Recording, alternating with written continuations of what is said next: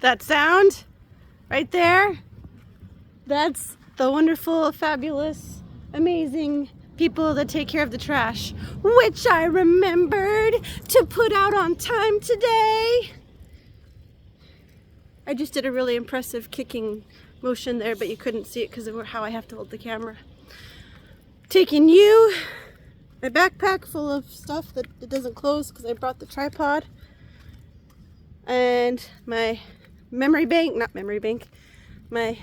power bank, because when I decided it's time to get out of the house, do some recording, do some note taking, my phone was 17% because of course it was. So we're gonna go to the place where I like to look at the moon sometimes when it's a full moon, because sometimes there's lots of light pollution and you can't really see it around here.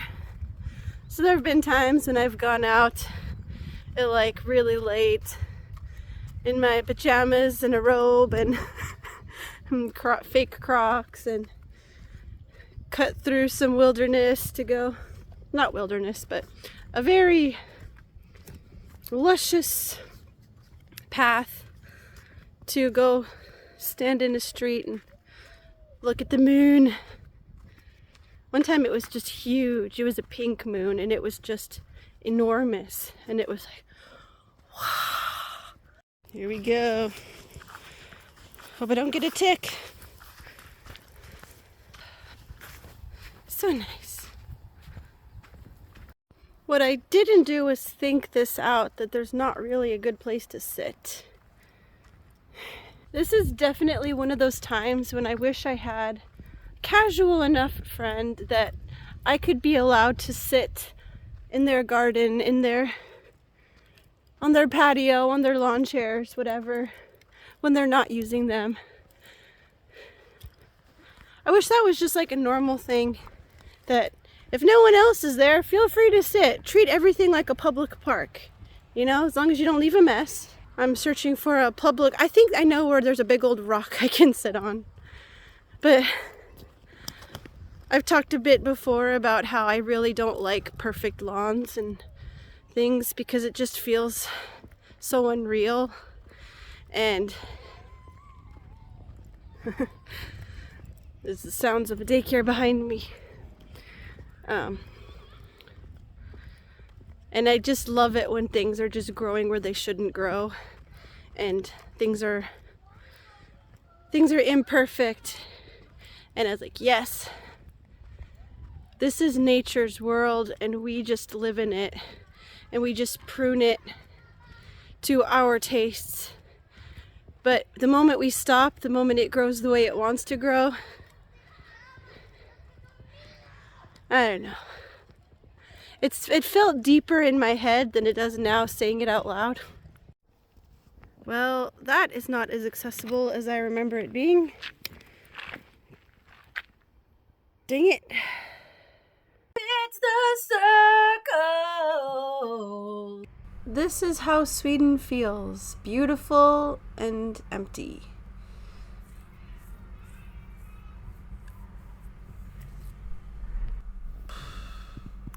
And I ended up right back where I started. I'm allowed to sit here because it's not on anybody's property. It's just adjacent to paths and between yards. So I just feel like this heavy feeling of just kind of lonely, you know? It's like the things that I wish I could do. I wish I could just go into someone's kitchen, you know, with their permission, and help them with dishes, and pull up a chair at their kitchen table and work while someone else works.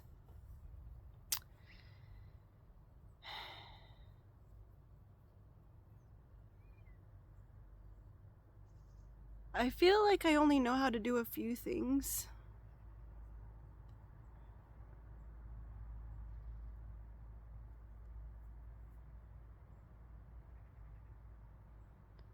And I can do those few things pretty well, but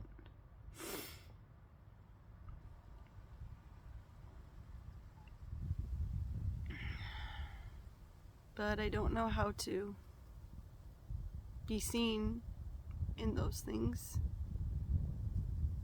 So one thing that I haven't shared is that the thing that I was doing, my main thing, isn't working out anymore.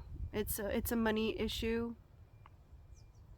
So we have nothing but love and respect and admiration for each other.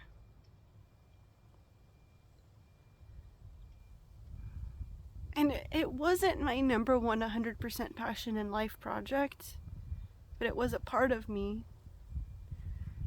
And I was a part of the team, and now I'm not.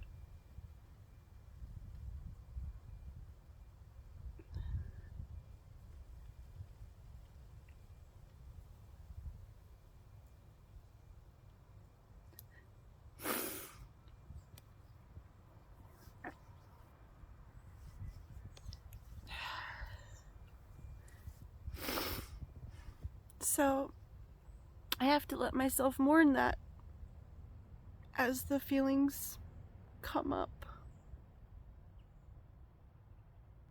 Now I have more time to pursue the things that I am passionate about. Summer is officially over for a few days now, as far as the girls being back to school. Morton doesn't have a job yet, so Stellan's still home from daycare. And it's just a complex feeling in between things. Little editing note from my camera on my computer that looks like I'm filming out of a potato, but oh well, is that for those of you not familiar with Sweden, both parents get paid time off.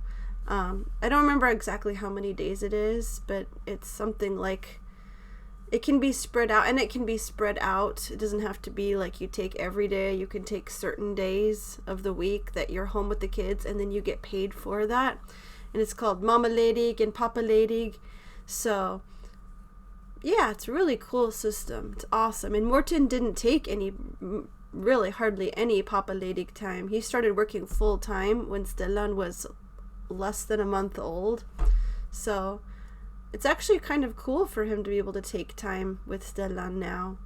He's so much fun. But of course, with all of the feelings, I've got to remember to look at myself as a full human being and like, no, I did not sleep well last night because I kept hearing Michael Bublé's "Just Haven't Met You Yet" and other chatter, and I just had the hardest time falling asleep. And times of chaos and transition and feeling the stress around me, you know, some of us take that in and we make it our own, and we feel responsibility for things that don't need to be our responsibility. I'm not just sitting around being a weepy mess. Whoa, a bee just landed on the selfie stick. It's a pretty one. Striped bottom. It reminds me of the time when I was performing a play outside on Easter Sunday, and oh, it flew off, and I was wearing glasses for my character, and a bee kept landing on the glasses. Wee wasp. Something that was really scaring the other actor on stage with me. David was like really having a hard time concentrating on his lines. It's so crazy that next year it's 20 years since I joined Covenant Players.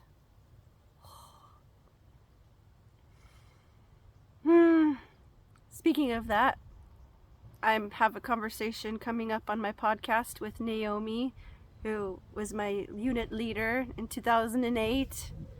We were both babies, and it was just such a real, honest, raw conversation about so many things and about our perspectives of being there and being in it. And oh man, I'm so honored by the Covenant players that have, the former Covenant players that have shared their story. And like, no matter what we do in life, we will always understand each other in a way that other people can't, because of what we went through. or like brothers in arms. There's a thing to pay attention to inside of how long does it take me to bounce back from feeling like I want to devolve into finding all the things that I have to be sad about. And the difference between that and just like, this is what this feels like. Acknowledging what feelings feel like and not resisting them to the point of, everything's fine! I'm fine! I'm fine!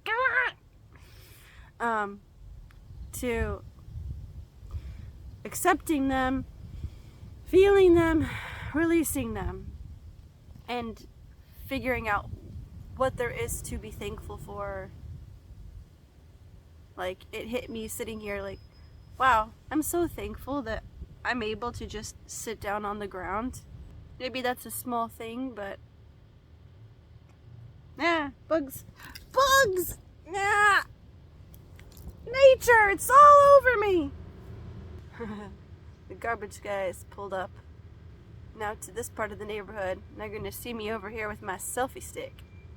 Oh well. I'm reminding myself, and you friend here watching this, like, it's okay the things that I don't know how to do. It's okay to not feel equipped. It's legitimate to feel lonely and like there's no space for you, but there is. It's coming. And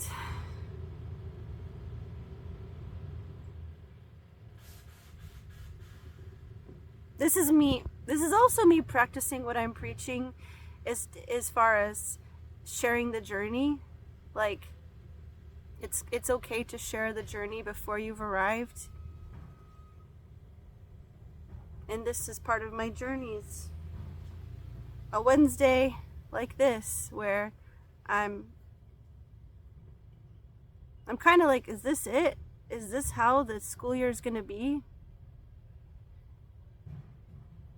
It's so easy to just let myself fall into ruts and then resent. That's the word. And then resent those ruts when it's like, no, I have the power to get out of the rut. I can change things up anytime. Just because it's comfortable to fall into a routine doesn't mean that I'm not stuck. So right now, I'm editing my podcast conversations for Clearing the Creative and for Epic Kate Podcast. I'm getting those done. I'm also uploading stuff to Insight Timer.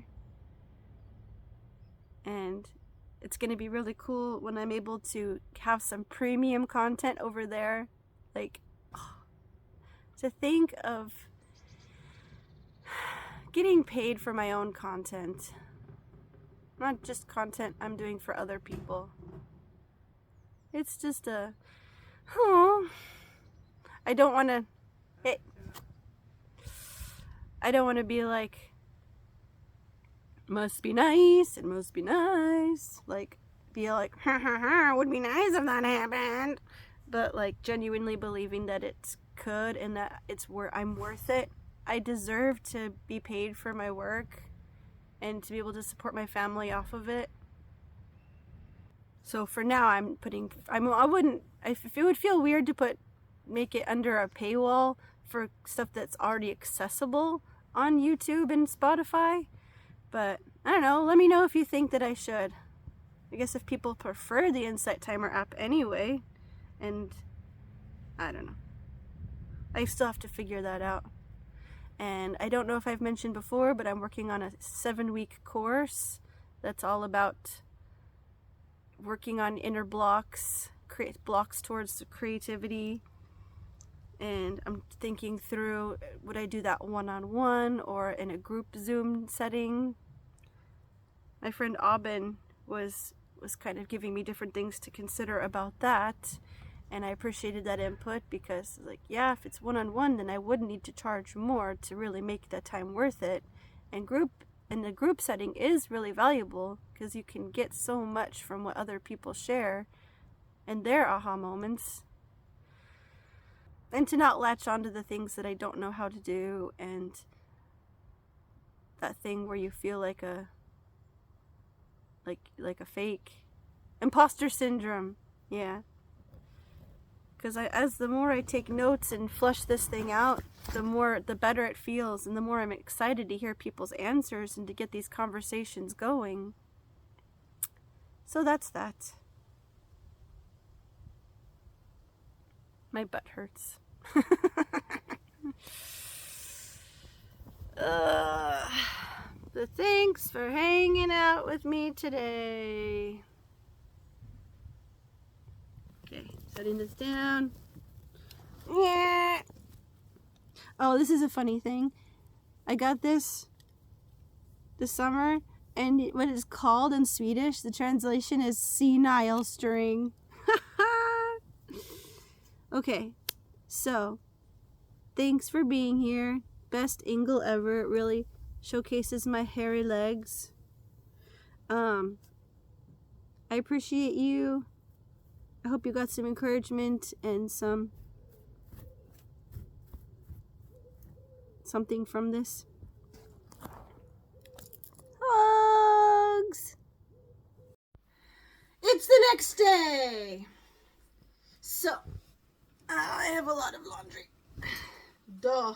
There's 5 people in my family. It would be weird if I didn't have a lot of laundry.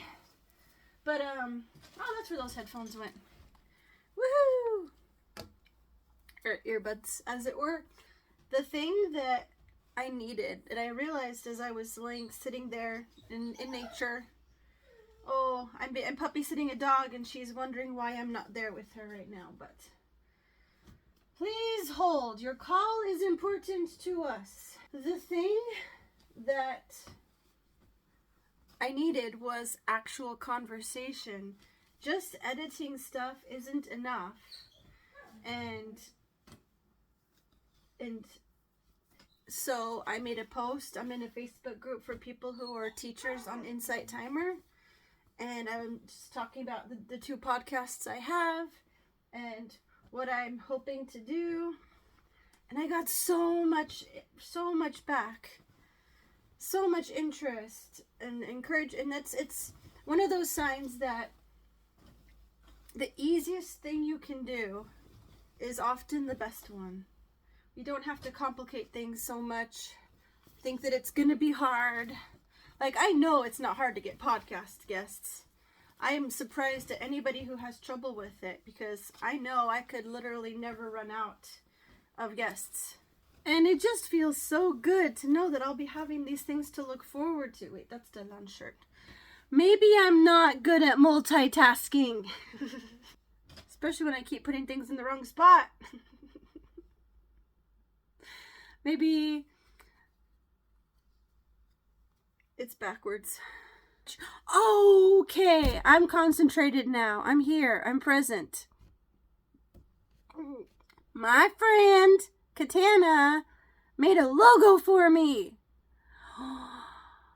I'm really excited. It's beautiful. It's so cool. It's so neat. I mean, yeah, it's really nice. So, here it is.